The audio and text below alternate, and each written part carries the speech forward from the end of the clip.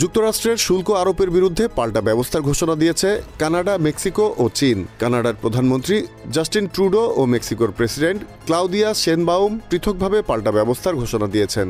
এছাড়া চীনের দিক থেকেও একই ধরনের ঘোষণা এসেছে।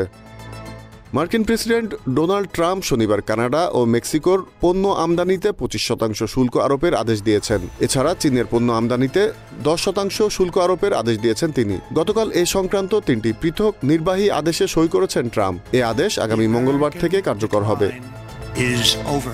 মেক্সিকোর প্রেসিডেন্ট ক্লাউদিয়া শেনবাউম একই দিনে ঘোষণা দেন, যুক্তরাষ্ট্রের এই শুল্ক আরোপের বিরুদ্ধে পাল্টা ব্যবস্থা নেবে তার দেশ।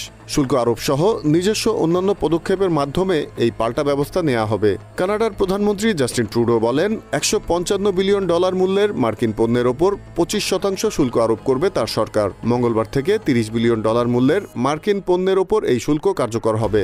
আর বাকি $125 বিলিয়ন মূল্যের মার্কিন পণ্যের ওপর শুল্ক আরোপ কার্যকর হবে 21 দিনের মধ্যে।